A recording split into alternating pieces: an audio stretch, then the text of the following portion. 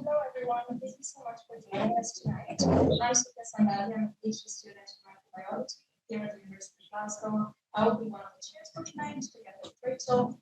And I'll shortly be introducing our speakers. But before we do that, I'll give a few words of introduction to those of you who might have not heard about it. So we are a collaborative group of students across various disciplines, both in humanities and sciences. We get together to host events, to host discussions on various themes. We invite scientists, academics, and humanities and social sciences, and artists to share their perspectives on our theme. And in so doing, we hope to reframe some of those understandings, some of the various topics. And we've hosted events in the past talk about diseases with the government biome, and this year we have decided to focus on a very broad and challenging topic of death. And we narrowed it down to hosting an event a couple of weeks ago. It was a reading workshop, and today instead we're talking about the way we understand and imagine death. We'll be doing so across different historical perspectives, social groups, scholarly, and art forms. And I'm excited to get conversations started. Do you have anything to add? No, that's about it. Hi, I'm Rachel. I'm a PhD researcher in the School of Arts and Humanities. My research focuses on the Anglophone translations of the Victorian fairy tales. You may be more familiar with them as the Grimm's fairy tales and Andersen's fairy tales. That's what I work with, to look at medical and disability representations in the English translations. Before I let our speakers introduce themselves, I would like to request all of you to please keep your phones on silent. We have a recording in place for those who are unable to join us for various reasons on campus today. Unfortunately, we've had a slight glitch with IT, so we're having a small camera down here that is recording our conversation. Your faces will not be there in the conversation. However, in our question and answer session, your voice may be recorded. If you are not comfortable with that, please make a note of your questions on any piece of paper, and I'll be happy to read them out on your behalf. I'd like to now hand it over to our speakers to introduce themselves. You didn't tell me I was going to have to do that. That's why the whole bio is online. I actually see a couple of people I recognize from a talk I did with Sophia earlier in the year. My name is Dr. Marian Krawczyk. I'm a medical anthropologist. I specialize in the culture of medicine, particularly as it relates to end of life and end of life care. I particularly am interested in global North and Western innovations around end of life care in the 20th and 21st century as the demographic and epidemiological changes are happening, and I have lots of other interests, and I'm really happy to have been invited to have the conversation. So thanks. Thanks. Hi, my name is Dr. Kevin Leomo. I'm a composer of experimental music. My research is into the concept of liminality. So I'm interested in exploring in-between spaces, transition spaces, both sonically and culturally. And my practice involves improvisation, composing, and kind of working with sound in various ways. I currently work at the College of Arts and Humanities here as the College Community and Engagement Manager. And I'm also very happy to be here to talk about death. Hi, my name is Trish Hafford-Letchfield. I'm Professor of Social Work and Head of Department of Social Work and Social Policy at the University of Strathclyde. I'm here with a very much a professional hat on. I started my life as a nurse, but I'm a social worker through and through. In social work for like 35 years. So and my main interest and passion has always been about the quality of support for older people in later life. And I'm also consider myself to be a critical gerontologist because I'm very interested in ages and interacts. So I'll be talking about touchy-feely things as well as quality care. So most of my research is with LGBTQI older populations. I do a lot of close research, but today I'm going to talk about my interest in suicide thought in later life. So thank you. Wonderful. Thank you for introducing yourselves. So I think a good starting point would be we are here to talk about death, and I do find it is at least not in everyday life topic that people are usually comfortable talking about, even though it surrounds us daily. We might get a memory of a loved one that's passed or something like that. What do you think in our society kind of drives this conversation for death?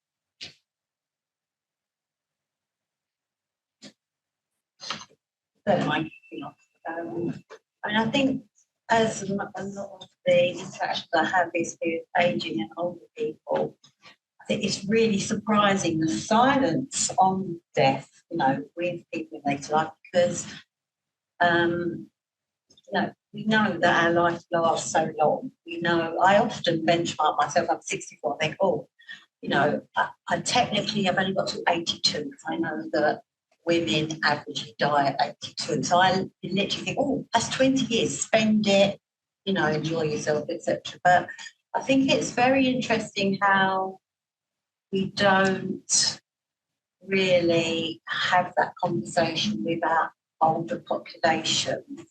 And there is a real silence. And in relation to suicide, it's what I found in my research, it's very common for people in later life to experience suicide thought, sense of a completed life, existential kind of loneliness, thinking about your end of life, but feeling very curtailed, both yourself about expressing expressing yourself about moving towards a later phase in your life, discussing with your loved ones, how when people go into care homes, it's not really properly aired, discussing, even though we know it's like unlikely people will leave a care home.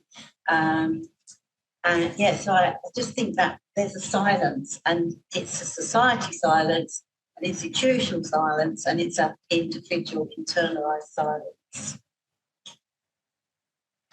Yeah, that's really interesting. You mentioned silence quite a lot, and I think that's something I'll come back to later. But I think it's really interesting, the subject of death. And I was wondering earlier, is death like a taboo subject for kind of the majority of society? Like, how often do we talk about it? Is it something that's regularly brought up, or is it more in kind of specific circumstances? And then I was also thinking about more kind of cultural understandings of death. And as a millennial growing up, there was a lot of kind of subcultures like emo and like goth that kind of celebrate or kind of embrace an idea or an atmosphere of kind of the macabre or death in interesting ways. And it's interesting how with these subcultures, death is almost celebrated in a way, but it's maybe in opposition to, I guess, like traditional, more kind of normal conceptions of culture or society. So I just wanted to throw that out there. Yeah, for a little bit of behind the scenes, they emailed us a list of some of the questions that we might be talking about. And so, as you can tell, we all have little crib notes about what we're most interested in. And I think it probably says a lot about my personality that I'm going to start out by being a little bit of a contrarian. Because I think we talk about death very well. I think we've represented and talked about it throughout many cultures and many histories, even though it's hard to talk about. I think for me, the question is more, what we don't do well is talk about the end of life. And now for many of us, aging is done. So to kind of pick up on what you were saying. And so one of the questions that I wrestle with as, someone who's interested in social and cultural norms and kind of the historical moment where we find ourselves now is, why don't we talk about dying? We talk about death, but we don't talk about dying. And I think there's a lot of reasons for that. So I think that we're more of a dying phobic culture than a death phobic culture, because it's easier to collapse into that state It's that liminality that's the difficult part. And, you know, I do a lot of work in palliative care, and I've done a lot of work in hospitals and clinicians for much of my professional life. And one of the things that interests me is that even in palliative care, the ideal death is often one that is done with the minimum amount of time. And so that's one of the ponderings that I have that I continue to work with. So I'd be really interested in, from your perspective, what you think about that. A few years ago, because I think, particularly in relation to suicide or suicide behaviour in later life, because we do have big drive, worldwide drive, suicide prevention. But if you look at suicide prevention policies, you'll see, when we know where the target areas are, but you'll see hardly any mention. I have looked at these in the last 2 years, hardly any mention of people in later life. And why is that? It's because people, well, they're, when someone dies, they say, oh, how old were they? No, well, we expected them to die. So actually, if somebody has suicide thought, or they decide to hasten their death, because that often happens in later life, it's not the same, conceptualised, it's not as recognisable as suicide in younger populations, because people are more likely to neglect themselves, maybe not seek health care, once you stopping of eating and drinking. And we have these accepted cultural phrases, we turn to the wall, you just gave up, turn to the wall. And a couple of years ago, I went and worked in some care homes to explore this phenomena of turning to the wall. Everybody, I thought it was going to be difficult to talk to. I'll take a vignette, I'll get everyone to.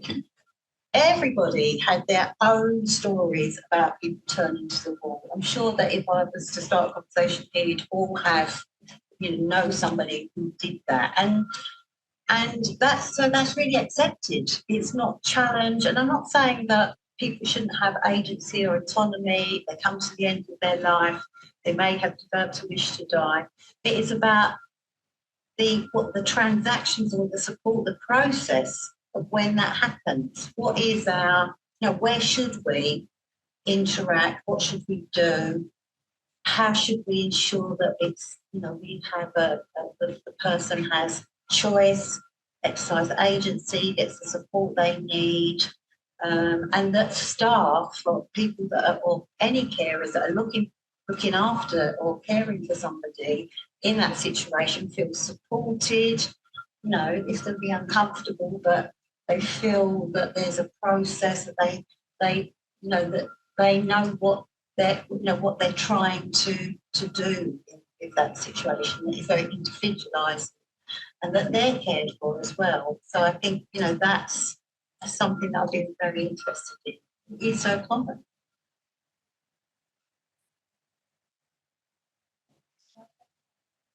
No, I'm thinking it's really interesting thinking about this kind of end of life phase or this dying as this kind of liminal phase, this transition from life and death.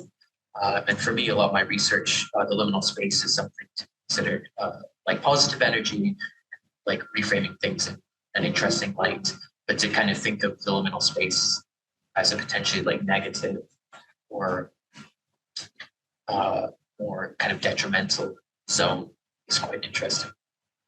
Yeah, and some of the questions that you guys had provided, and I saw that you're interested in liminality and in anthropology. This is a term that, not there's a term for, but many people consider the early anthropologist Van Gennep and then Victor Turner in the 1950s to be kind of the big dead white guys talking about liminality, and that this came from earlier studies of small-scale cultures that had initiation. And so that liminality comes from rites of initiation, where you are moving from an old state to a new state, and that the liminal state have to become undone You have to be transformed in the space. The in-between is not just before and after. There is a space that things happen, and it is a dangerous space, and it is a generative space, but generative doesn't necessarily mean productive. And so we can continue to that conversation because I think there's a lot of power there. And just to pick up on what you were saying around turning to the wall, boy, there's a lot of metaphors. I'm sure we'll get into that, but from a statistical perspective, we're taking longer to die than we ever did before. It's not that people didn't live in ill health into old age previously, but the sheer scale of it is unprecedented in human history. We don't have social norms and conventions and practices on this scale. So we're making it up as we go to a certain extent. And, I think one of the reasons we don't talk about some aspects of dying is it's hard to define, and it's also can be quite messy. We talk about the death positivity movement, or taking control. It's about autonomy, the right to die, and all of these things, which I'm very supportive of. And at the same time, I'm sure many of you have this experience of when you're in the presence of a decaying body that is still alive, it's not necessarily something that you want to celebrate or to claim as your own even. And so, dying is hard to define medically as well. But I would also argue that, like liminality, because dying can be a liminal, or it is a liminal state if it ever gets defined. Because one of the great questions is who gets to define dying? Who gets to say I am dying or you are dying? But we'll save that. Is that dying has no real value in our culture. Death has value, but that liminal space doesn't have value because it is this threatening, it is this unknown, it is the undoing, it is the loss of capacity by necessity. So I think I'll end with that. I was minding out what you said earlier because sometimes I will, for example, go on consult a web page that tells what most common diseases today in the pharmaceutical industries will have like what diseases are we studying? We're studying oncology, we're studying immunology, and one of the common therapeutic areas is aging. And I always think like that's it. But yeah, so my thought is kind of from what you all said, it almost seems like our fear rather than death has sort of become dying, and it's becoming this longer stretched out period because we are in gentrification.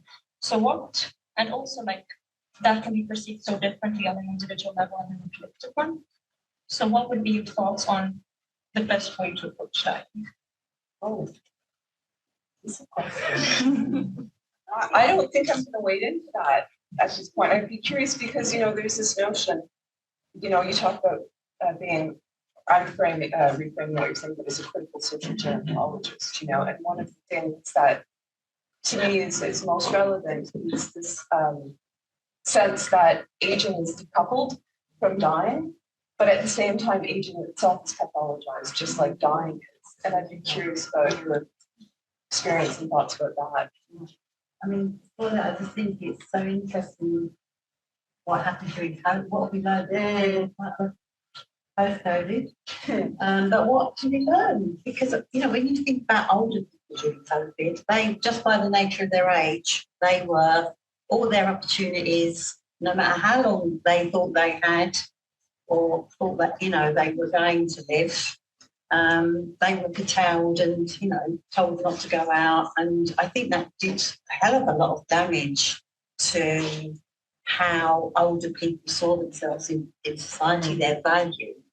And this whole, any progress, this whole protectionism, stay at home, you're old, you're over the age. Even my daughter said to me, Mum, you're not going out because you won't get a ventilator in my hospital. She said very clearly. I was like, I'm a professor. She said, doesn't matter who you are, Mum, but long-term condition, you're over 60, stay in. I was like, what the hell? During the day I'm doing my job and then I'll get these constant messages from the Department of Health. You may want to play Sudoku, stay in touch with your relatives, do only a little bit, a couple of times a day to let in fresh air. Literally, this is true. This is true because I was 6. I actually suddenly realised I was in that space, that I am the older person and that someone expects, that has these expectations about my life.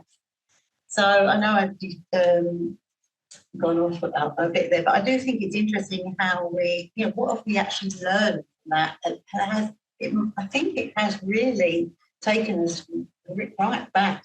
We thought we had progressive ideas, but, when it comes down to it, it's like, boom, goes like this, and this, and that's how society is. And you're still in that, you can't break free of those, in that imposition of how society institutionalizes you around age, around health, around circumstances. I've lost the plot now. But what did you ask? Well, I think that you've got the plot. I mean, because really, like one of the things I teach a postgraduate program around the end of life, and I meant to bring advertising so that all of you would know more about it. But of course, that's my organizational problem. But one of the things that we talk about is we do a course on the continuum of aging and dying.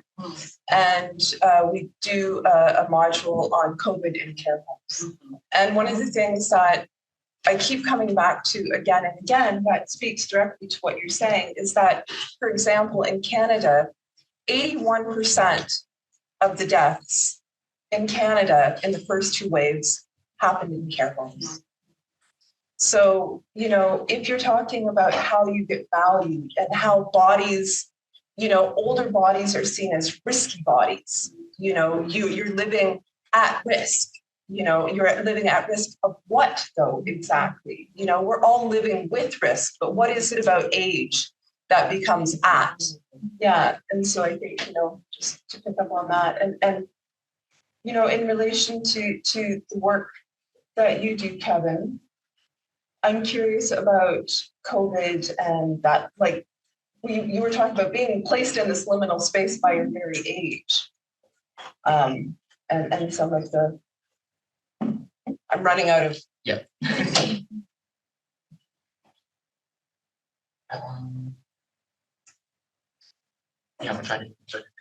Yeah, well, it's just really interesting to think about liminality because those first few months, where we didn't know what was going on, that was an incredibly liminal time. And I wonder sometimes, like when you think about where we are now, and you say this like ostensibly post-COVID world, like that liminal time, I think has trauma associated with it. And we have this kind of cultural erasure. And so I think it's really interesting, like transitioning from like pre-COVID to COVID to whatever we want to call it now, post-COVID or however. Again, this idea of kind of things change so much as we adapt to COVID. But now, say how much is carried over, how much is remembered. There's an erasure, there's like forgetfulness or like an abandonment of some of the things and practices that we were kind of using or ways of living, being, and dying during COVID that I don't know if it's necessarily translated or being kept on. That we've taken lessons learned and brought them into this post-COVID world. I just wanted to say, what this reminded me of is myself and my husband and his brother and his wife. We all share music playlists with each other as a way of communicating. And during the pandemic, the playlist was one that was really important to us because it brought us together. My husband at the time was in Canada. I was here. Countries were closed down. We couldn't be together. It was really intense emotionally. These playlists that we created were very much about separation and loss and not knowing what was going to happen in the after. Everything was about right now. And that music became a really important form of acknowledging that being in that liminal space, but collectively. Yeah, that's really interesting. And I wonder if there's parallels again with thinking about dying and not knowing what's coming next, or knowing what's coming next, but to an extent not. And yeah, music is like a tool for, yeah, obviously bringing people together and having those connections. Have you ever heard of, there's these thing called, I can't remember, not liminal, I just want to say liminal, threshold choirs. They are people who are volunteers and they will, so do you want to, you're nodding your head. Yeah. Do you want to? Yeah. And there's particular songs that we invent. Yeah. Like they're into a particular bardo or space of the bardo between like and Yeah, and these are volunteers who are matched with people who are nearing the end of their life and want to have musical engagement, and so people will come and sing at the deathbed. So clearly you have to want that, because it could also be a form of terrorism, but you didn't ask for that. But so yeah, this speaks, I think, totally. Okay, so that was a lot. I have a whole page of notes, but what I get from what you're saying about, how we talk about death, I think one interesting thing that keeps popping up is the language we use to talk about death. You've said liminality, transition, palliative, in-between space, rites of initiation, trauma, living, dying, being. And I think one of the things that is associated with language, especially, is this connotations, like negative and positive connotations that come with the way we speak about the process of dying and death itself. And I'm speaking from a humanities and an arts perspective. Of course, I'm hiding behind my fantasy literature, but we do realize that sometimes when we think of death, it's often thought of as an end and not in the process, and which then implies arguments from sociological, anthropological, religious, spiritual perspectives. But then also when we talk about death, so for example, we, during the first 2 months of COVID, and then a few months after that, academics would send emails to each other in these strange times, in times of unprecedented change, and you'd see the language that was being used to convey, this understanding of loss, grief, the whole process, because what we assume to be a human or a global possible mass extinction, and everybody just slowly dying and waiting for that. So, how would you look at the language that was being used, towards death and dying, and currently it's being used? How does it help to shape our understanding of this process, or how does it serve to stigmatize or destigmatize the person, from whichever perspective you'd like to think about it? Anyone start off? Yeah, I think I was going to speak a bit about sound and death, and maybe bring in this idea of silence, because silence was already mentioned quite a number of times in relation to death, and this idea that silence can often represent death, and that silence can be thought of as like a lack of sound or a lack of kind of perception of hearing, but also linking to kind of COVID times. A lot of my practice is to do with like acoustic ecology, so the study of natural sounds of wildlife, and in acoustic ecology, silence is something that can be celebrated, and silence is such like a fruitful term, and there's many different conceptions and thinking about silence. We can't actually experience absolute silence. Even if you go into, as John Cage famously did, going into an anechoic chamber, where all sounds are kind of muted, you can hear your own sensory system, your heartbeat, and all of these things. So, the idea of absolute silence is kind of an ideal or a fallacy. But linking to kind of acoustic ecology, in COVID times, when a lot of traffic kind of stopped, and again, a lot of our kind of natural or kind of daily lives and routines were disrupted, what happened acoustically, we could hear the return of a lot of animal sounds, more kind of wildlife and nature being to the fore in terms of our listening experience, and kind of a receding of more human-made sounds like traffic. So I think it's really interesting thinking about silence and death that way. Kind of lost my train of thought there. No, I think that's interesting to think about silence as metaphor. You know, it's both a thing and what it can represent others.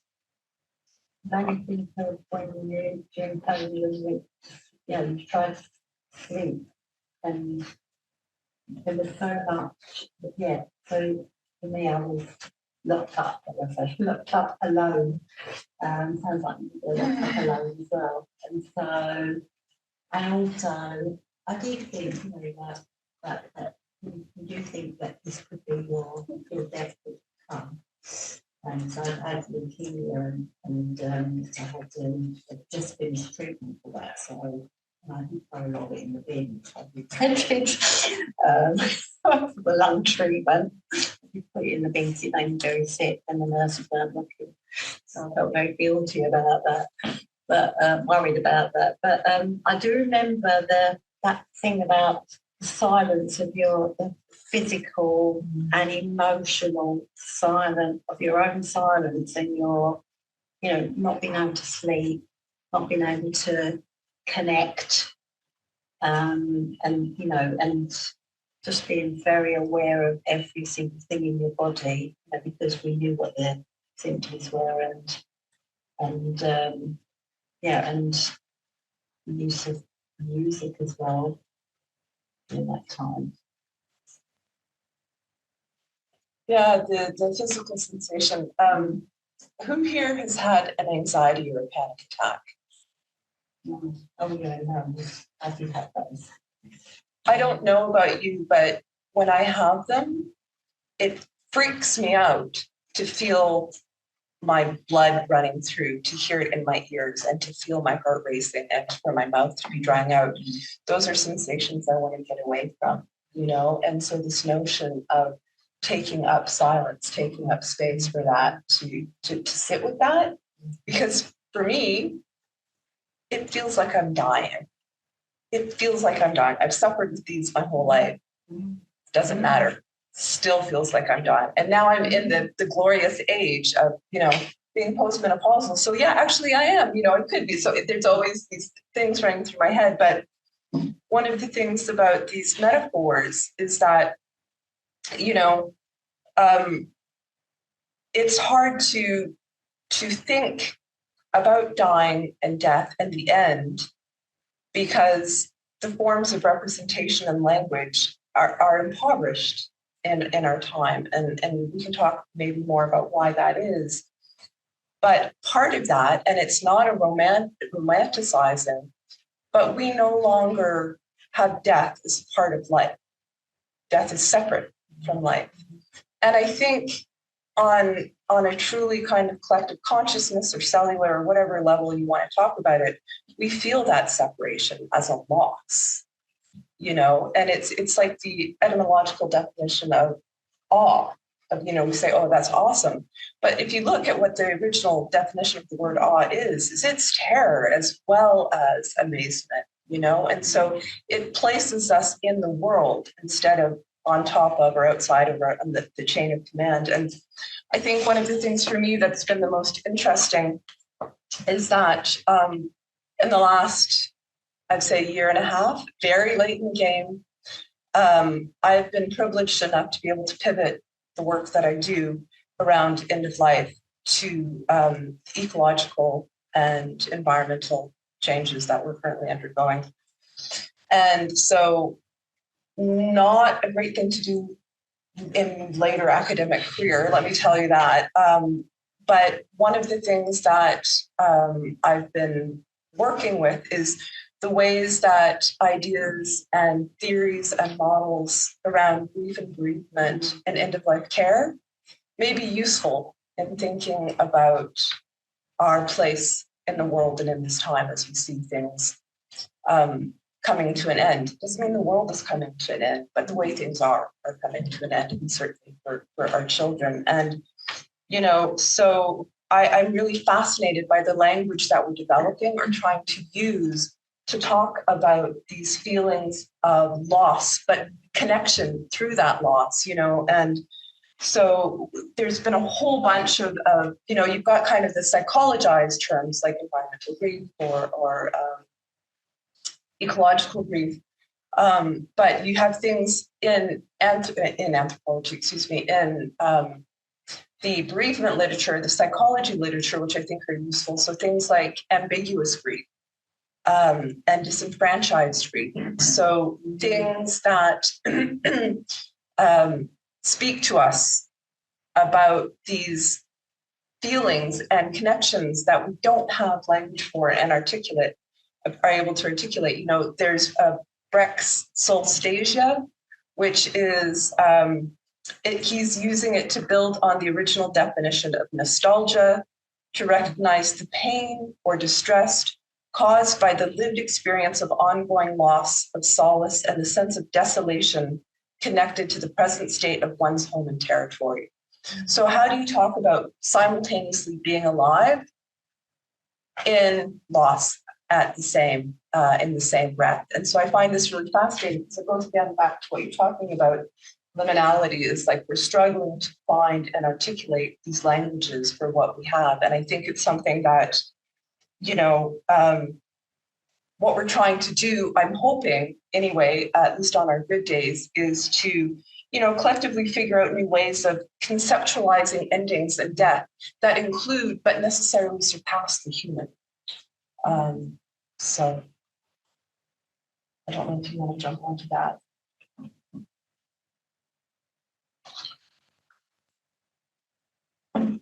Yeah, I think it's really interesting thinking about silence as a signal for death, and also what you're saying about kind of climate grief, this ecological death that's occurring and we're living through, but also having to experience this.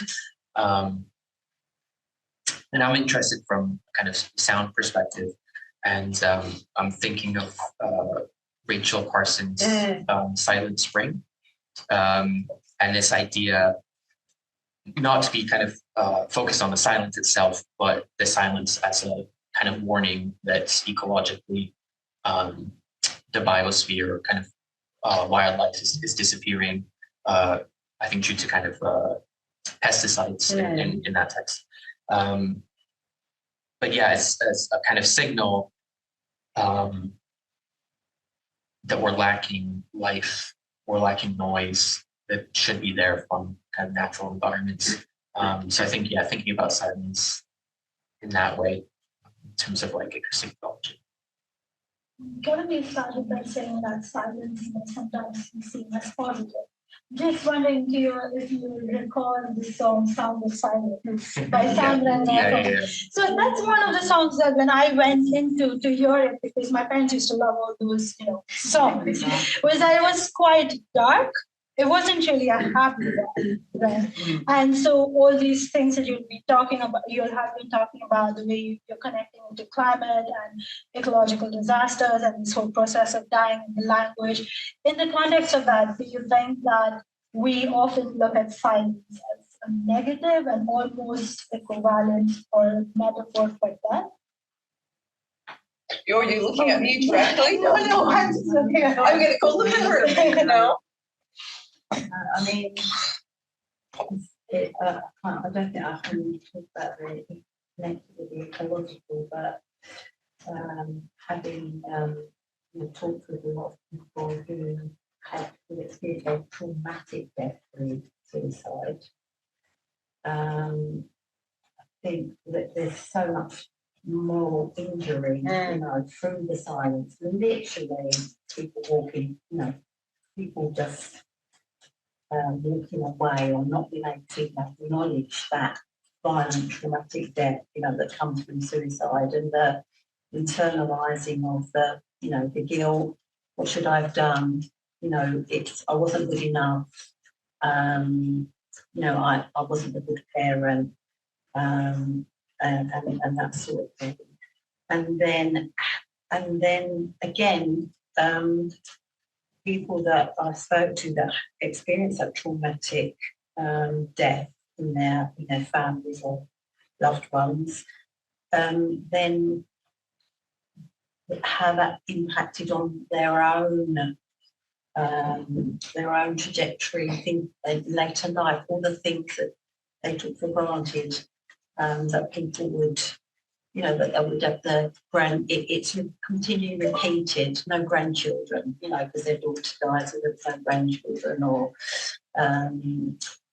not having that person they thought they saw looking after them when they were older, or having someone to turn to, and then that internalised, it's living grief, a living grief. It never ends.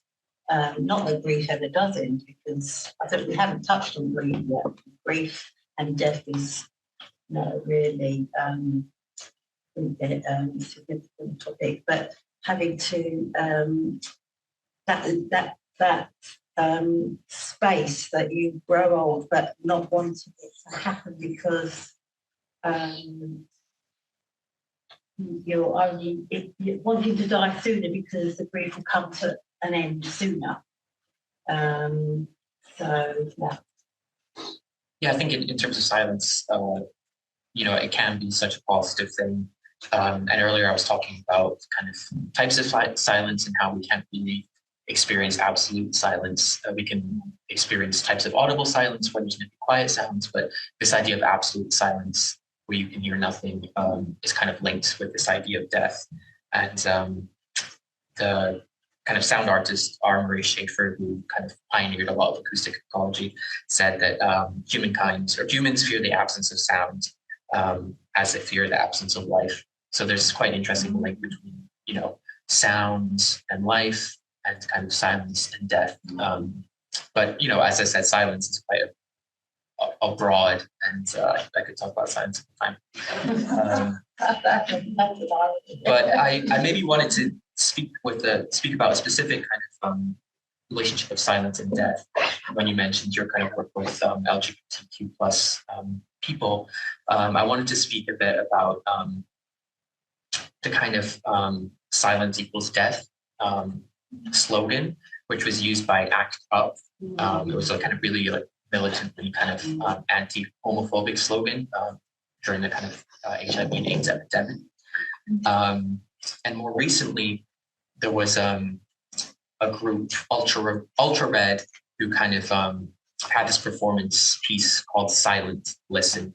And it's interesting because silent and listen use the same letters.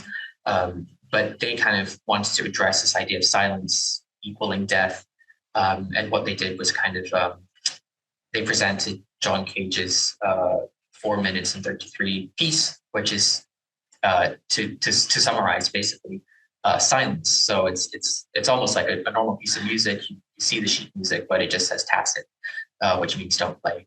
And Cage is actually kind of asking people to perform it by listening to the venue, the space, wherever they're in, thinking about the sounds. So this kind of activist group, Ultra Red, went to different places and workshops where people were living with HIV and AIDS, and they kind of presented this piece and got people to respond to it. But it was basically the idea of taking the slogan of silence equaling death and thinking about how can we kind of use this idea, use this concept of silence as a way to rethink death, but also thinking about kind of not speaking up and not making things visible, not talking about it, because as we mentioned already, in specifically talking about people at the end of their life or aging populations, how can we, end this silence or this stigma? So that was just an example I thought was really interesting. And I wondered if anyone else had heard that. Thanks for that, Helen. Before, when you mentioned the thing about silence, absence of life, it got me thinking that actually I am a lot less comfortable with silence than I used to be. And I pinpoint that back to COVID. We keep bringing it up, even though it was not even our talking points.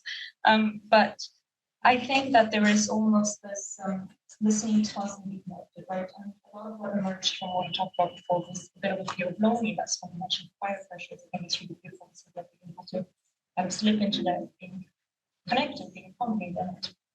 And you mentioned you being alone during COVID. And yes, so that's a very complicated question, which would be, in what way do we just this need to be connected that comes from our digital age. How has it kind of influenced the way that we look at the future, the way that we look at things, and the way that we look at death? And the ways that we also look at science. I find myself reaching for years ago, organizing moments in which I'm going. Well, you're just jumping around all over the place, aren't you? I think, you have a good place to start with this because of the music. Yeah.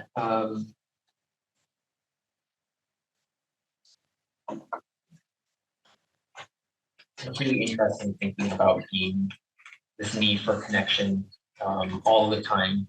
This like 24/7 need to be in touch with other people, to be available, and this disconnect from perhaps being with silence, or kind of maybe it's quite a widespread thing to not want to be alone with your thoughts. So okay, we'll put some music in, we'll create other noise. Also like tying in with having like white noise to help us sleep, and like ASMR to kind of feel comfort or be comforted. And also I think there's maybe a disconnect with our natural environment and our also human-made environment as well. So really interesting thinking about maybe silence as an uncomfortable thing, and also maybe as a metaphor for being disconnected from your surroundings, but also potentially wider reality. I suppose other people talking about this sense of completed life, being reflective on life, and saying take life, feeling ready to go. They might not wish to die, but if they did die, that would be okay with them.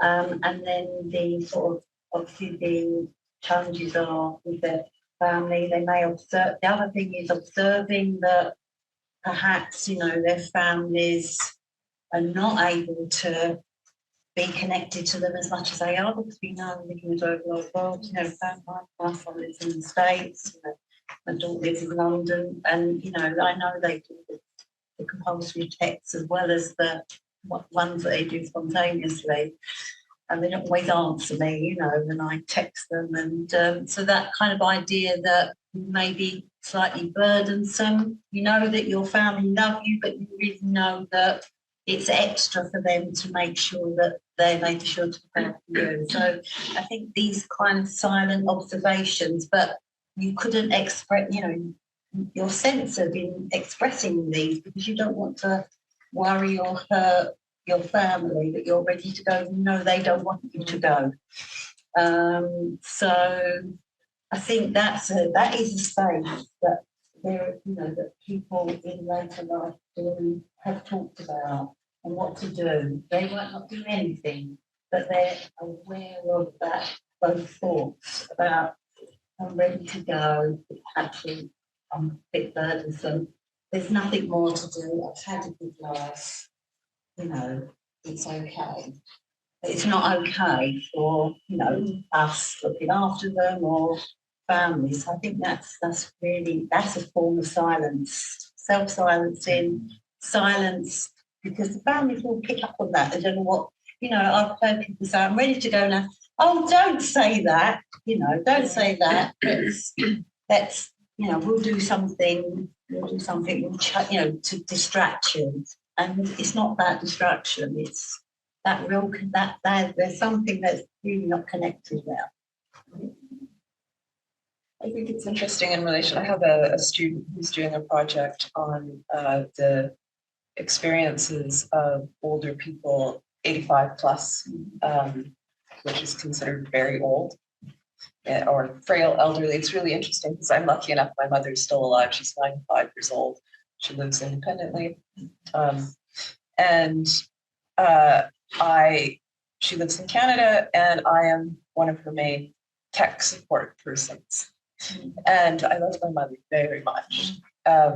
It gets tried, the relationship, by her tech support needs. She's also almost blind. So, when you talk about silences and digital and online world, like one of the silences is there can be silences for older people, who may still want to engage in new forms of communication. They feel barriers and boundaries, because we're living more and more of our lives digitally. Like there's just no exception to that, at least in most parts of the global north, for sure, and most of the global south too. And this is blurring boundaries temporally and corporally. One of the things I'm interested in relation to this is AI and digital legacies, and there's, for me, one of the interesting things is, I don't know if you've heard about people who want to write their own obituaries. Sometimes it's just kind of as an exercise for the death positivity movement, or sometimes it is a genuine thing that people want to be able to do, or to videotape themselves so that they can speak at the funeral, or maybe at their daughter's 30th wedding. You know what I mean? They come back to that one. But for important life events, there'll be audio or visual recordings, and that this is seen as a way to stay connected, and I think there's some real power to this. And at the same time, the assumption that doing this, engaging with these activities, will have the intended consequences, and only the intended consequences that you have in your head.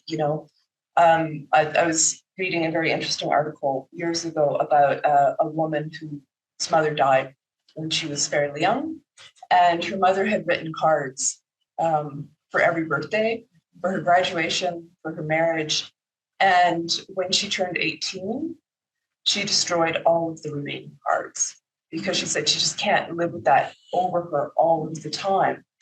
And, whether or not we get to talk, I have this great little thing about Ernest Becker and the denial of death and a whole bunch that I may or may not get to. But one of my suspicions is if a lot of us, if not most of us, what we really fear about death is that we won't be remembered, that we will just disappear, that we won't have made a difference.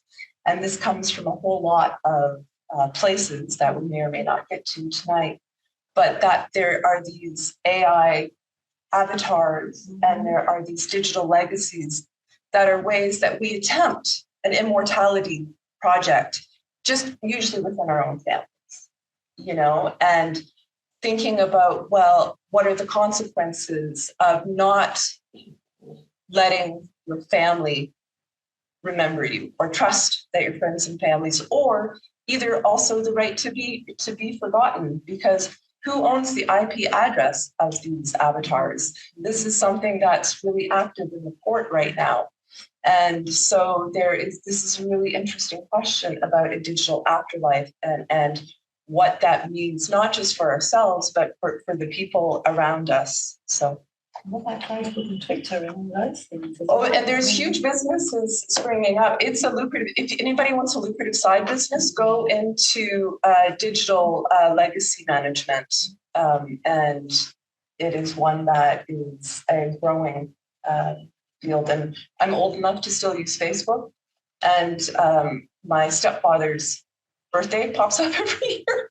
He's been dead for like 8 years. And I think, one of these days I'm really going to get onto that, But you need to have all kinds of records that I just don't have access to. So, yeah. I think that's really interesting, thinking about this idea of kind of like digital immortality. Is this kind of drive for immortality maybe due to thinking about like an impending death, or like leaving and dying, or the end? And also like temporally in time, it's really interesting thinking about time and death. When do we die? How does time relate to death? No,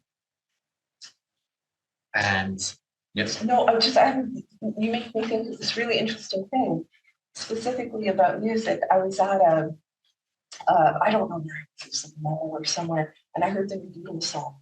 Oh yeah. So tell me, like, I know how I felt about this, but I'd be fascinated to hear more from you. Yeah, it's not really my area of study, but I think it's fascinating. There's so many ethical and like legal considerations. Oh, sorry. So the company that owns the rights to all of the Beatles' music has taken earlier voice samples and created a new song that's been released. It is a new Beatles song.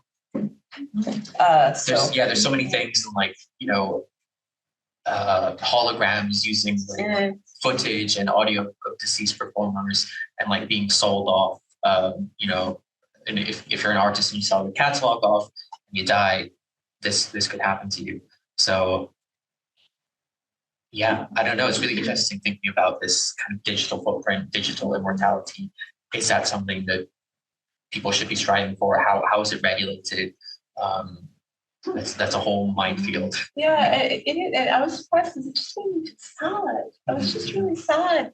And I'm sad because I couldn't keep the music of the Beatles as it was. It had to keep living and growing. And it just felt, and I mean, I'm being a little bit melodramatic here, but it's like just capitalism has to eat everything, even life, even our memories. Like nothing can die. And what is it like to live in a culture where we don't allow anything to die? So that was, Yeah. Making jewelry out of ashes, tattooing ashes into your body, so taking in the dead person into your own body. I think it's a huge business around that. Yeah, the last night I was looking up these sorts of things, and one of them was you could get your tattoos removed, and the skin would be preserved. And people, you could have it framed. I was kind of thinking, I might do that. But again, it's this idea of like, what is left behind? Would you preserve digitally and also potentially physically? It's really kind of interesting in taking the idea of like memento mori, remember you will die, to kind of extreme or kind of literal areas is quite interesting. And I think one of the things that kind of drive us is all the days when we die, so we be active and like very much drive our day-to-day life, right? And I do sometimes find that this digital mortality almost makes us in some ways more passive, also makes us think that we have more time than what we actually might have. But I kind of wanted to bring the conversation back to before immortality and before when you were talking about climate anxiety, climate change, and that surrounds us on like an ecosystem and natural level.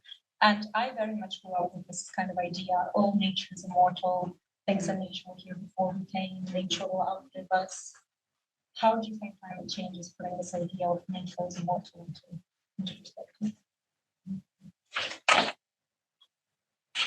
I think the way things are going, I think it's definitely been put into question, this idea, we have the earth and nature as this kind of, immortal being that's always going to be there.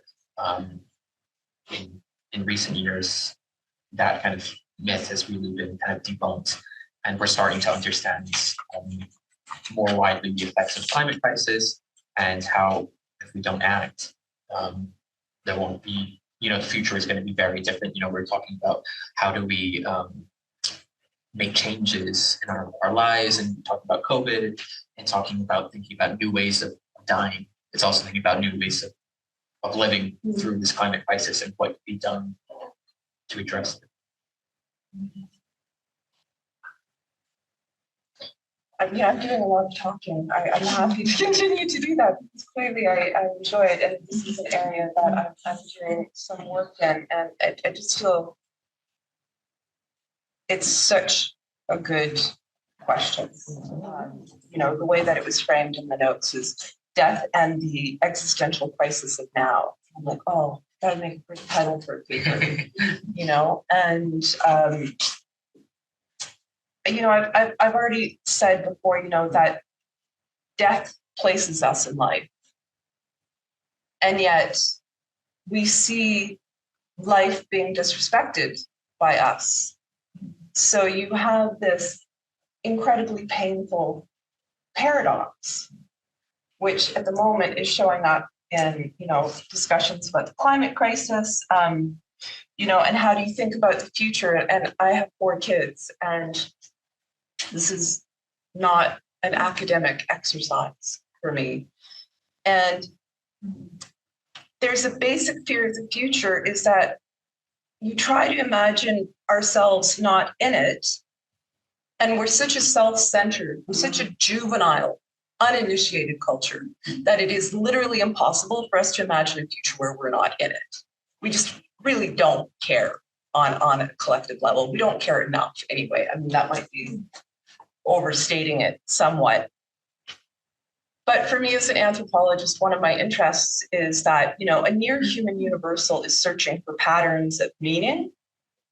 And what we're currently seeing frightens us, so of course we're going to be frightened of thinking of futures. And, it's really important to have the ability, the courage, but also the support to confront loss of meaning and security by being able to stare into the void, this existential end of self, and have it stare back, so to speak. What happens to us when we're able to do that, I think, is something that's really important. And from that experience, a new sense of meaning may emerge, which is essentially a receptive experience of connectedness. And that's what transcends the ego. Unless we're willing to see the end of ourselves, we cannot be connected with that which is around us because we're always seeing ourselves as separate. So, we have to make meaning of our own finitude in order to be able to think about the future, paradoxically. And so this can only be done through acknowledging our own end. And the way that we acknowledge our own end is by going into this liminal space. And there's different ways of entering this liminal space. You can tell I've got many notes about this, but I did want to also just touch on something that you were saying earlier about grief, because grief is also an existential initiation. There's this fear of contagion, of collapse, and grief for what we've done collectively, historically, with the planet. But these are the dark passages we absolutely have to go through. We have to have the grief to be able to remake the world. It's not just about creating solutions, it's about sitting with what is. And so I think I'm just going to end here by really coming back to saying that, meaning making, Sartre was talking about existentialism and that meaning making is a human responsibility. This is what we do when faced with the potential of the void. But we don't know how to make meaning collectively anymore because we're an uninitiated culture. We don't have these spaces to see the end of our own ego. Everything is geared to distancing ourselves from the experiences of loss and death, especially the death of the self, as anything but negative. And so, I think about that too when you're talking about liminality, because if we're not able to look at and face our own end, what happens is we only talk about our rights as our rights. What are our rights? We don't talk about what are our responsibilities. And we talk about innovation or about a bright future. We can't actually envision except as a fantasy. So that's kind of one of my many diatribes around this topic of the thinking about the future and why it's so hard for us. That's amazing. I'm really connected with that. I'm hoping for an engagement. Yeah, I think this idea, this drive that we're constantly thinking about innovation, new technology, how can we, solutionize these problems, and there's always going to be this kind of continuous motion of new things and new products to engage with. And going back earlier to what you you maybe mentioned earlier in terms of like capitalism. In 24/7, Jonathan Prairie talks about death, and he says death in many guises is one of the byproducts of neoliberalism. When people have nothing further that can be taken from them, whether resources or labor power, they're quite simply disposable. And that's kind of connecting to what you were saying, at the end of life.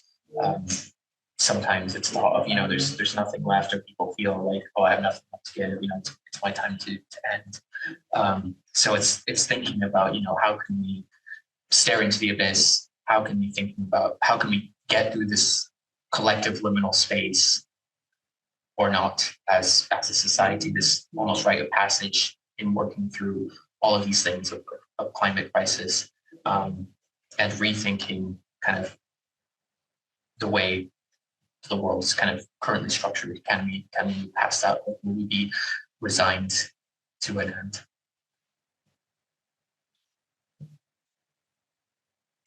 I was just thinking about when you said fear of being forgotten. We've been talking about fear, so also fear of being forgotten.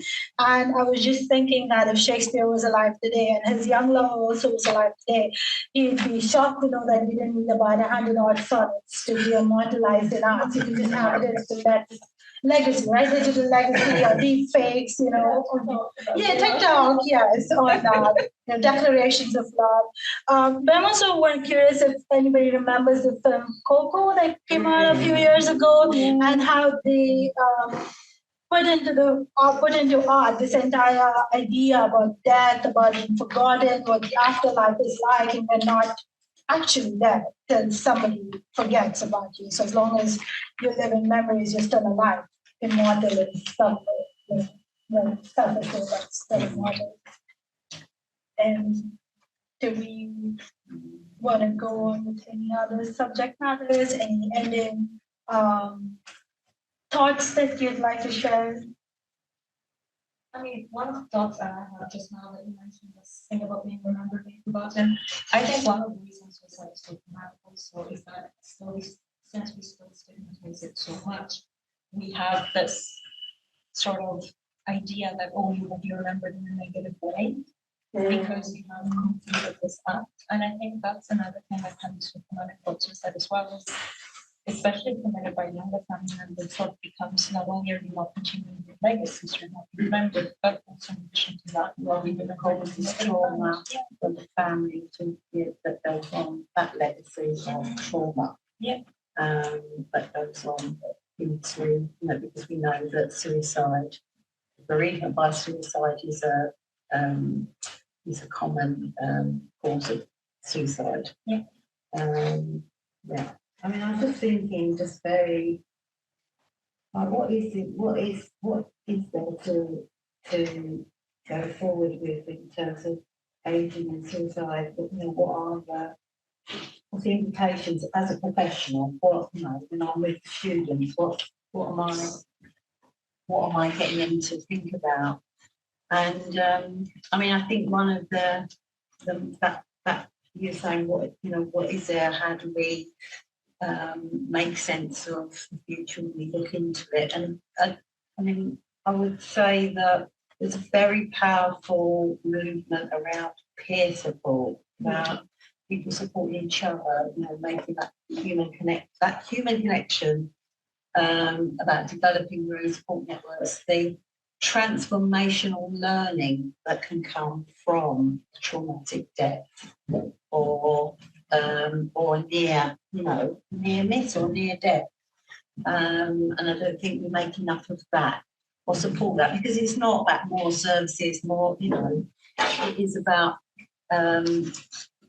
making more of a connection and really using people's experience to, in a transformational way. So that, that's what I've heard from older people who have, I remember somebody said something like a metaphor. It said, it's like a old oak tree growing slowly across a barbed wire fence.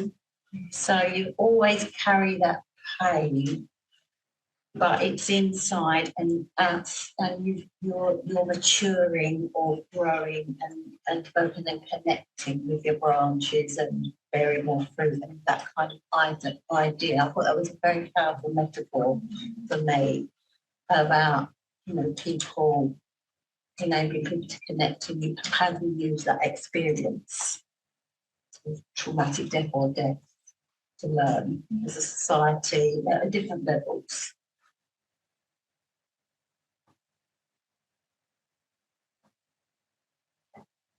Do you want to move to all the questions? Yes. Does anybody have any questions or any thoughts? I've got a couple, but I might be kind of connected. I see you talk about science and anything that there are studies of deaf people and quality of life and deaf people, right? What about thinking about people dying in different subgroups? I suppose like death is one subgroup, but another subgroup of like people doing some part of their families, some groups of migration and I think kind of touched on this with the surgical, within kind of checking people. And I really like the question, a very complex question, best ways to die. There was a praised it. And I thought, what research is there into, again, that comes to mind, of course, is Mexico, but cross-culturally, are there any studies looking at using some cultures at some point in time, maybe it becomes modeling post-death and possible and kind of pretending to use it.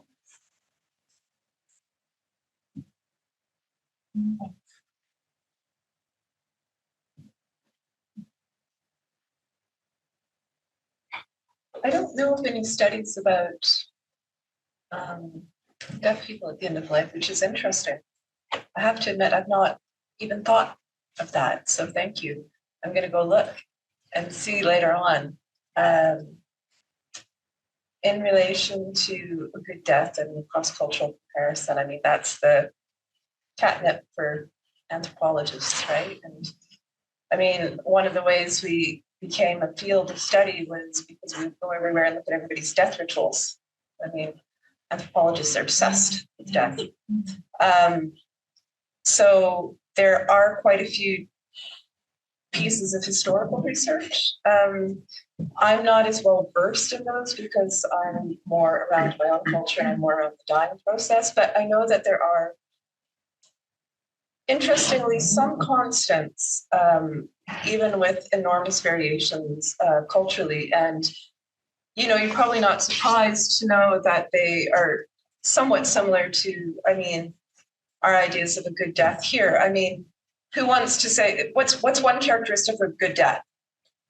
No pain. No pain, right? What's another? So no suffering. What's that? I don't want to know that I'm going to die. Okay, not necessarily, but yeah. So a shortened dying process. Da da da da. See where it shows up. Oh. Really, I don't know how I feel about that one. It's certainly a unique way to go. So also life completion, very much about what you were talking about. Yeah, often an accompanied death is one that's seen as a universal good. Yeah, dying alone is probably the opposite of that. Well, so this is really interesting when you're talking about cross-culturally. I was involved in a project looking at issues in Japan and the UK, particularly around loneliness, social isolation, and lone dying.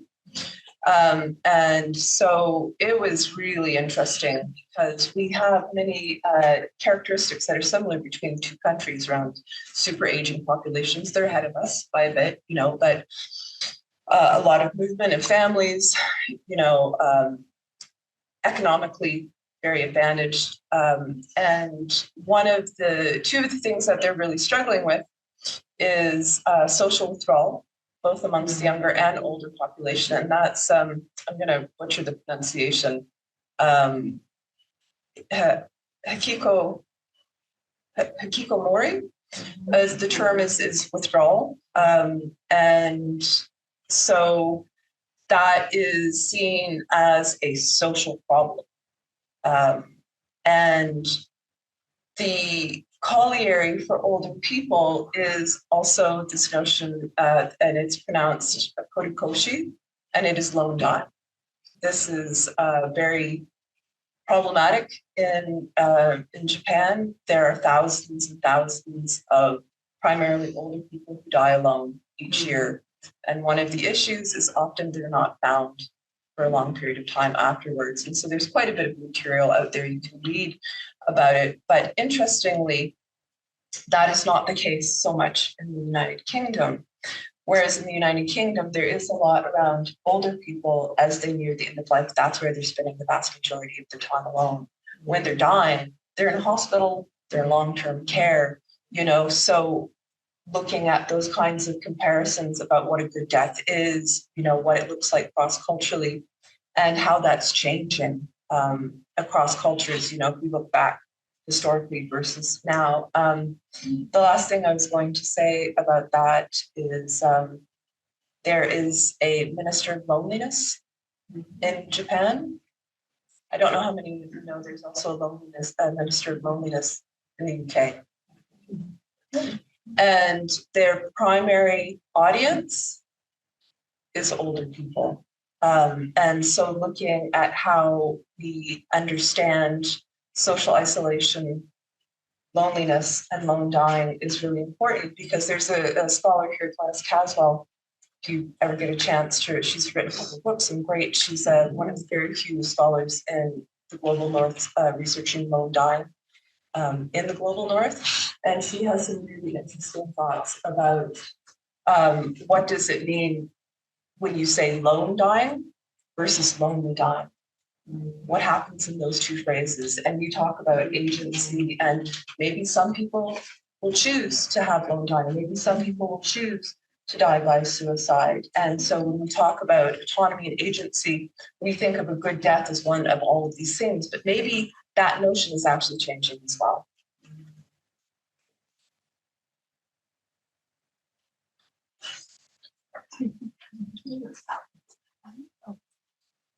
Yeah. You go. Okay. So I actually want to talk a little bit about grief as an active space, because I feel like sometimes we can think of grief as being idle or maybe to hit personal life because we're doing it. So obviously none of the in real life, so there's no possibility to go with that because we believe the loss of person not, that we know that people are not suffering anymore. And just to share the space, my father died very young, so in my case, my family process took me almost 2 years, during which time I had to process my space and go back to support me, etc. And one of the best books I read from that period is called The Road of Tears by Howard Knight. And something that I always find very fascinating in the book is that it talks about how grief is the first day of new life. So when you're breathing, that's not the end of that way, but it's actually a transformative process. So it's the beginning of a life that you've never lived before. And that kind of like feeds into the idea of letting go of those who are not around anymore, which is always one of the hearts of suffering, the loss of a loved one, because for you to actually feel like go, you need to accept that your life will not be the same every day.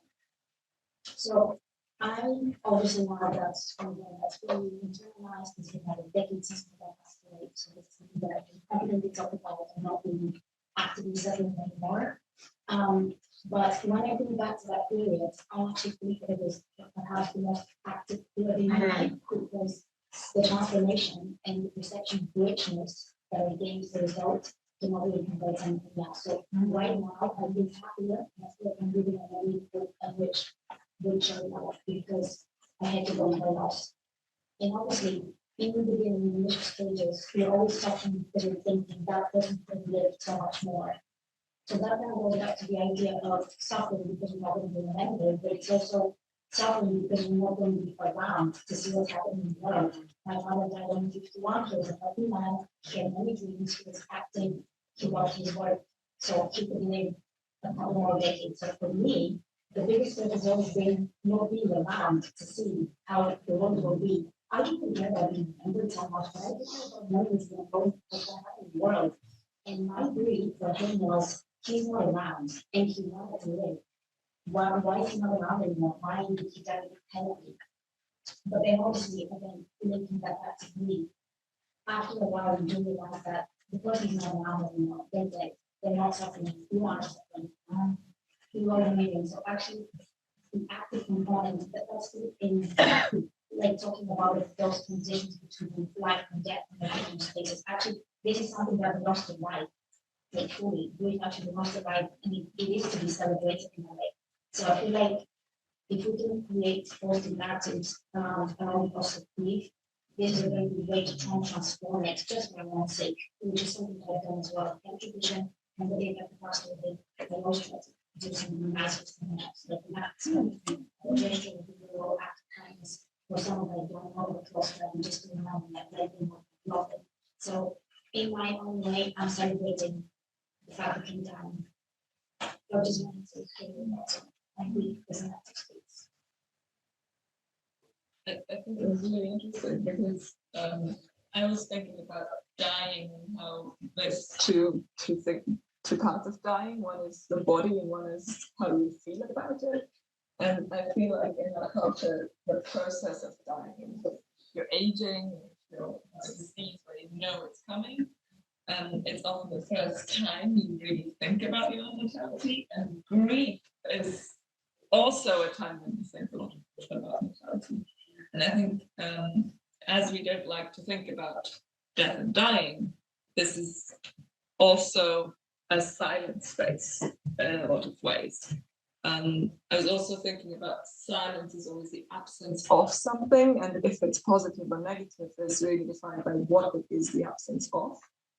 And in this case, you might feel isolated when you're dying and thinking about your death.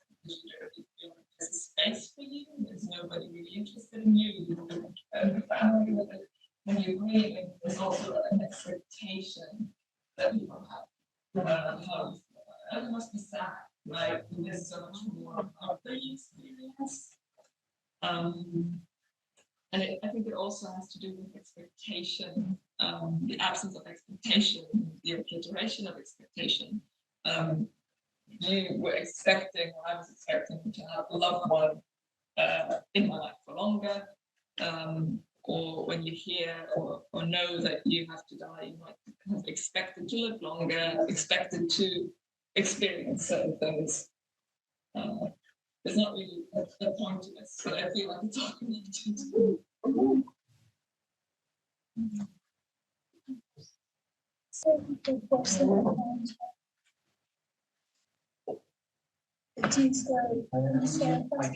Well, thinking about the concept of like after death and growing up and sort of like a orthodox family. So we're always showing it's kind of mind of their principle with multi-kind to die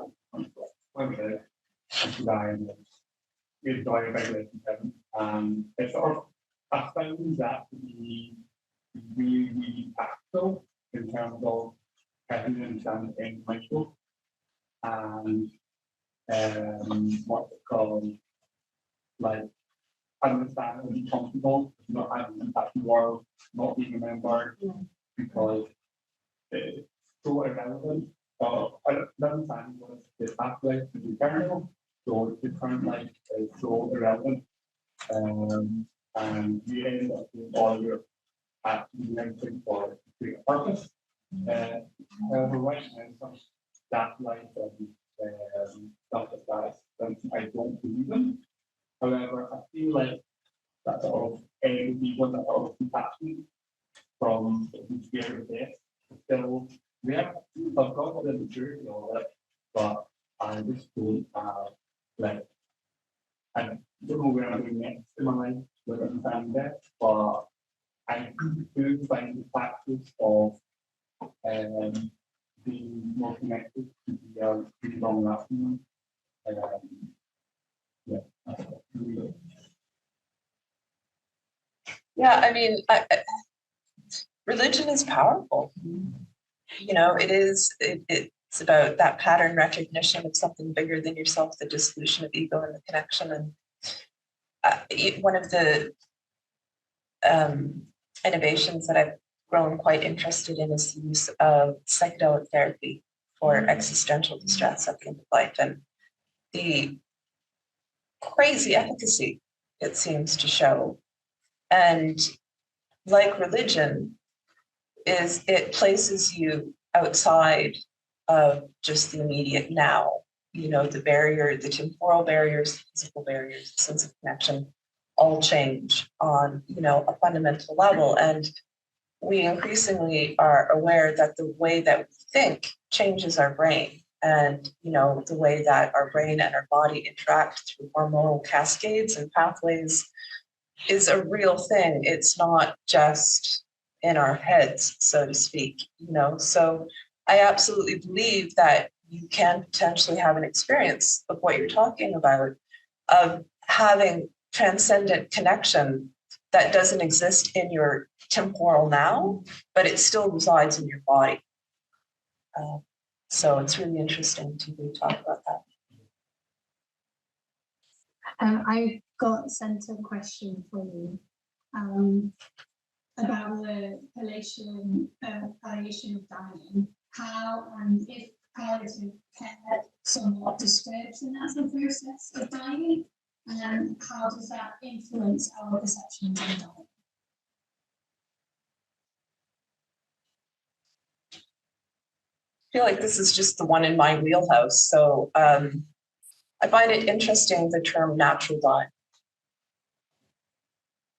What does natural dying mean? I would be dead several times over before now without modern dentistry. Yeah.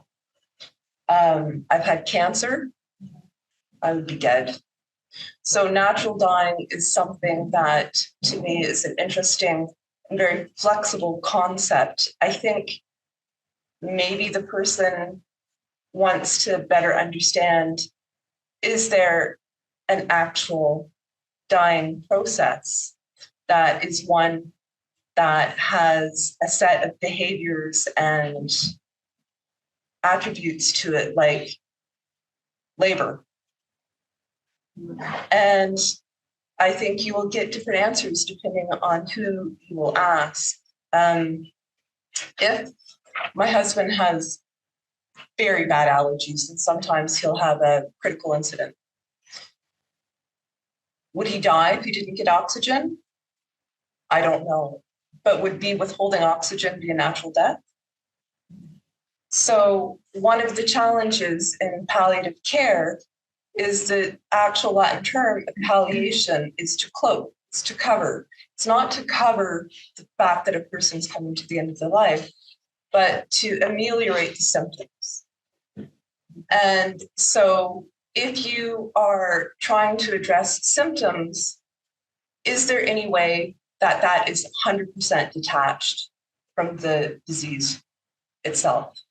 So you have, for example, the doctrine of double effect, which is you have somebody who's in intractable pain and the opioid levels are not working. You have to up them to such a degree that the person loses consciousness. Now, as an effect of that dose, that person may die more quickly. So is that expediting their death if the intent is to palliate the symptom? So there is very difficult judgments ethically, and biomedicine came out in the 70s specifically because we had all of these new technologies. The ICU is a relatively recent, having dialysis machines, having mechanical ventilation. In the early days of palliative care, giving somebody a nasal cannula for oxygen was considered kind of radical. And now withholding it is considered iatrogenic harm. So I don't know that I'm answering the question. Rather, I'm marking out the very messy boundaries of a interesting question and one that's actively being debated. And you've got the other end of the spectrum, that the desperation to keep people alive, and all these legal test cases, you know, transported into another country to get, you know, some medical drug treatment, or also, you know, it's about extending life, you know, so extending life, you going for another round of chemo, you'll get another 4 months of life. So I think it's, yeah, it's very complex. I'm really interested in where you or the field would draw the border between when it comes to you being the boss of your dying, basically. I remember my grandfather was like, I am not going back to that. This was my last trip to the hospital. If I die, so be it. And this is allowed, right? So I deny any further life extending care, basically. This is a decision that the dying person is able to make. But he wouldn't have been allowed assisted suicide, for example, in the same situation. Yeah, I mean, I think it's we have the legal situation for that. So we have Mental Capacity Act, which is about people being able to, it's issue specific, it's about an issue. It's not about whether, you know, you can lack capacity, but you can still make, you know, the tests are all about, can you make a decision about that? So that's, you know, I think people go to the Mental Capacity Act. That's how one of the reasons it got developed. And euthanasia is illegal, so in this country. But, you know, you hear people say, people always say to me, I'm going to Switzerland.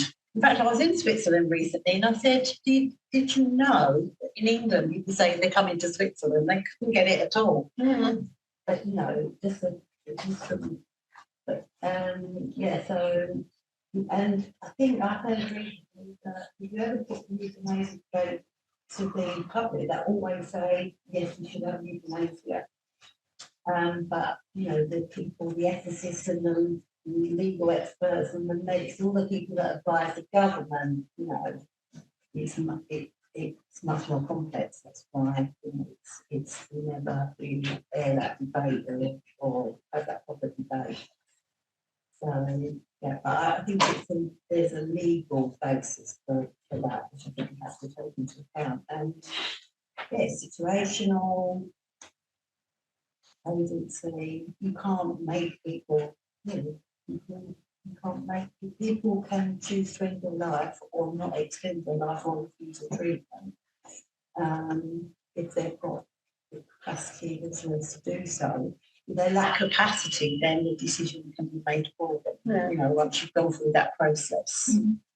So yeah, I'm checking over that's complicated. In an essence, it's much more complicated than that. But I'm also thinking about ableism in that sense, because if he weren't tied to his bed, he would have been able to make the decision by himself, not needed assistance. Yeah. Yeah. So, but then those cases, those situations where this case get tested, and they get tested legally, don't they? I'd like to try this slightly different panel, but going back to our discussion on science, that it doesn't twist. So, I think British culture would be really bad at discussing things about emotion, and it still is very bad. It used to be impossible to refer to sex or ask anyone about it, and they only do it to a massive exhibition and never mention tenderness of any kind, which is almost no progress. So, in one sense, I think, thinking about whether we just regard this issue of dying as something that's, because of the great increase in the number of people dying, we have to develop models for how to have that conversation. Not necessarily a difficult thing, we just have to realize we need that. But at the moment, if you look at public media, when we look at the most, I say the BBC's leading news anchors, it's got to the point where they refer to all deaths as tragic. And that's just a fear of businesses who are utterly denying we're all going to die, and we know everybody's going to die. It's just stupid as a public thing, but I haven't yet developed a way of talking about it that balances the truths we know but don't speak. And wondering whether we simply we had a workshop on how to talk about dying in the spread of situations that were mentioned already, because we had to need a lot of practice about that rather suddenly. I mean, that issue came up when I was working in care homes around when people turn to the board what carers do. And, you know, we know that those carers that work most closely with old people in those situations get the least training, have a really hard job. I mean, and also it all happened during COVID, the hardest job, the lack of support, you know.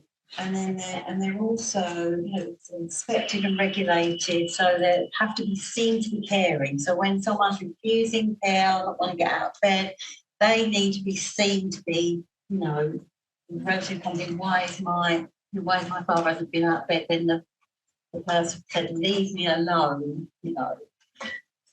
And so I think, and that really did come up, this whole remote, what did they do? You know, they did like get in bed with people, cuddle them, whisper them in their ear, the height of compassion, the real compassion that you saw at that interface between care workers and people who were turning to or giving up.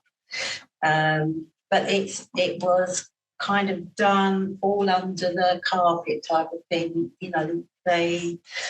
It's because when things become more serious, you know, that people were dying and relatives were asking, well, who, you know, get the doctor in, get the psychiatrist in if they've got capacity, you know, give them antidepressants, all of that.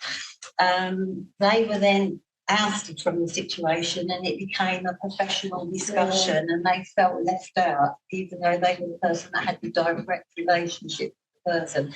Then when the person then would get shipped off to hospital, and they would follow them, say, we know how to give them their dinner, you know, we'll be there getting a urine sample because we know the people. So I think there's this commission of play, acting those things, because haven't really seen that as effective. Yeah. So there's that hidden. It's hidden. It's almost like they shouldn't be like that. But that was really what was one of the most fundamental principles of caring in those situations. You know, when it isn't clear what should happen. I guess it is about reframing discussions around death and, you know, questioning why it can be like a taboo subject in certain areas. And I think, you know, these sorts of discussions are things that should be happening more widely, and discussions around the legal ramifications and autonomy and agency in dying. I think that needs to become more of a wider discussed issue. Yeah, I see a couple of hands. So Sophia, we'll have a couple of comments and then we'll end this session. Can I just tap into what you were saying? Because I think I'm going to end my talking with being a contrarian again, which is we've had 50 years of advanced care planning. Doesn't seem to be working. We have to ask ourselves why that is. We've had 100 years of psychologizing. If anything, we seem to be getting worse. I'm not sure that the pathways that we've created in the past can stand to the new realities that we're facing. You know, I've been with a lot of people as they die. I still don't know what it's going to be like for me. I don't know what choices I'm going to make. And I can talk about dying and death quite comfortably.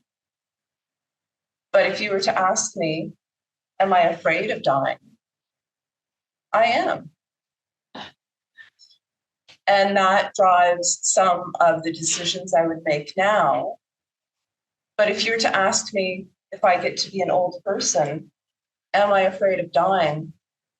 The choices might be different. And so it's not to say that conversation and dialogue is not useful, but I think the ways that we have currently organized the way that we care for each other physically in healthcare, it is a standardized system, and it's good because it allows for wholesale care of huge populations. But death is never a standard thing for the individual. And so applying conversational frameworks, I think, can be useful. But what happens within institutions is it becomes standardized. And so the kinds of conversations I think that might be useful are ones that are much more broad ranging in this way of saying, we don't know how to talk about so many things, and death is part of that. If we think we can have death literacy by spending time with an advanced care planner, I don't know that I agree. So I don't have a solution, but I do think this notion of liminality, of sitting in uncomfortable spaces and saying, I don't really know. What do you think? What are your experiences? And moving together collectively rather than assigning it as an individual responsibility, that a good death is one that you undertake yourself through your own capacity. A good death in our culture now is a bureaucratic endeavor, and I think that in itself is problematic. And in a psychologized culture with psychologized language, we don't have any alternative frameworks to talk about that conversation. Oh yeah, I had just a couple of hands over here. No? Yeah. I'm just going to say, just talk about that. One natural part of encompasses all dimensions of native and social which builds on what we were saying about how we care for people in care homes. That was a very holistic down here. I think it's important just to be that definition. I think that's the ideal. I wonder, though, in many settings, if that's the reality, that the Saunders idea of the spiritual and the social and the emotional get addressed, because the clinicians that I've worked with really want to do that, and they have a really hard time activating that because of the system. And I see a lot of people burn out because of that. And that's not to say that that care doesn't happen, but it happens almost in spite of rather than because. And I think I agree with what you're saying. The framing of it is one that has all of those 4 dimensions. And that's what's made it such a powerful tool in healthcare. But the more successful it is, the more it becomes physical symptom management, and then you have, that's a social work job, that's a pastoral care job. And but I take your point, and I agree that palliative care is multi-dimensional. It's not just medical specialty. Yeah.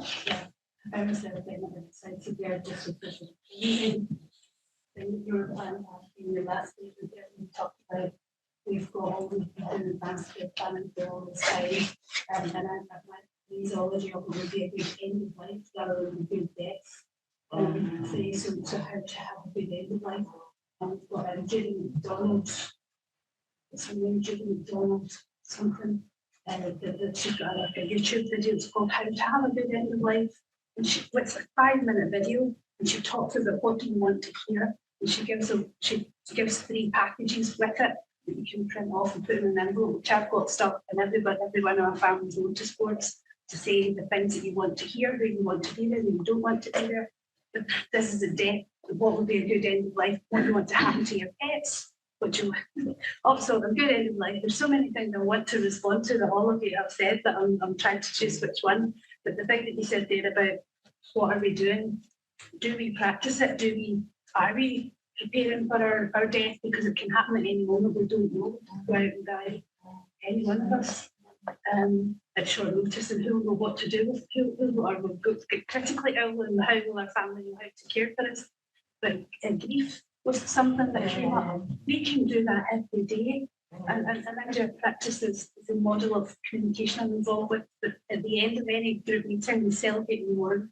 Celebration in the morning is, if you're celebrating, that's great, and it's all positive. And the mourning or the grieving seems like, oh, don't bring that in. Is that a complaint you're making?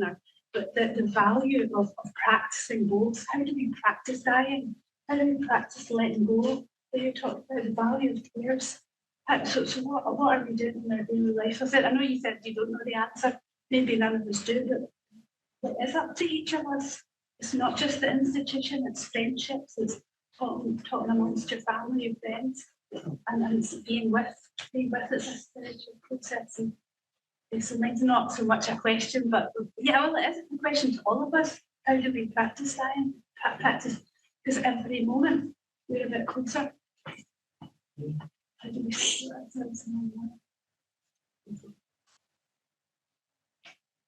Any concluding thoughts from you? Obviously, I can't stop talking. I'll make this really my last point. I just want to go back to what you're saying about palliative care, because I got into the field that I did because of palliative care clinicians, the work that they did with my sister years ago. And the value that they gave to her, knowing that her end was imminent, was very different than any other doctors we had seen. And I think just because it loops to your point, because one of the things was, we're often told, if you've been at the bedside, tell them it's okay to go. People seem to be lingering or whatever, that you'll be okay. And the palliative doctor that we had in this instance, his name is Gabor Mate. I don't know who was our family doctor, my sister. And because I was saying, I don't want to say that it's okay. I don't want, I'm not going to be okay when she goes. This is not, and he's like, well, just say that. Just say, my world is going to end. And so I think this is what, coming back to what you were talking about, grief, and I'm sorry we don't have more time for it, but I don't want somebody at my bedside, I don't want my people to say to me, it's okay, we'll be fine. I want them to be undone. I want them to be transformed. And this palliative care doctor was able, in a way that I will always remember him, to say, then do that. Say that. That's the practicing part, And I think it was really important about what you were saying about grief, not even necessarily being positive, because everything is, we want everything to be positive or a learning opportunity, but it's generative. It is transformative. You come out, it is a crucible that burns everything away and you come out different. And I think that, is something that is incredibly powerful. And it just, for me, on a personal note, ties palliative care with how do we practice with grief.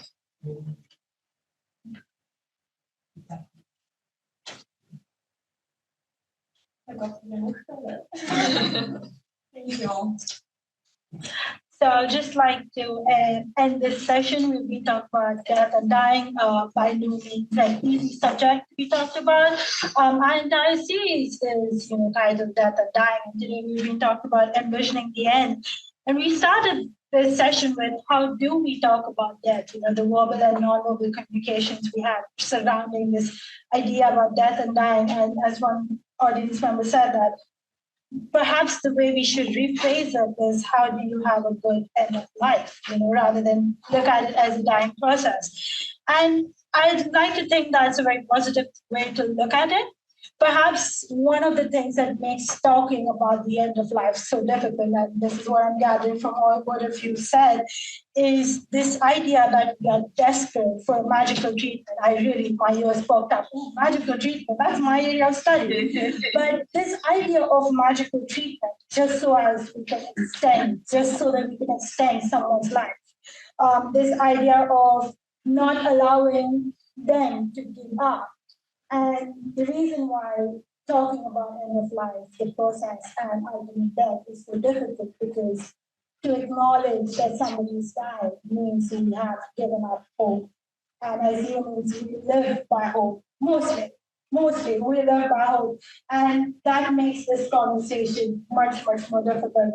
But thank you so much, Dr. Marian, Dr. Kevin, Dr. Trish. Thank you so much for joining us here today and sharing your insights on this topic. It's a difficult one, but one that needs addressing, and we really appreciate you joining us at my other talks to share some of your expertise and your thoughts on this idea. Thank you all for being such wonderful audience members, for participating in the conversations. We really appreciate you taking time out and coming in this cold, dark evening and engaging with us. Last but not the least, I would have to thank the ARC for allowing us the space and the University of Glasgow for allowing us to host these conversations. Before we go, we do have one last session in the series coming up on the 5th of December. 5th of December, yep, and we'll be talking about the social experience of death. So perhaps similar topics we want to be touched on today, but more in depth. On the social aspect, rather than the understanding and imaginative one. And another thing I want to advertise, we've currently been asked by John Davis to advertise this narrative medicine exploratory workshop organized by the Lab. It's taking place on the 17th of November from 10:30 to 12:30 in the University Gardens. If any of you are interested about, I can pass on his email address and you can just do that. And of course, we also have the talks members. So Keo, Mike, Amy, Claire. Yes, thank you. Thank you.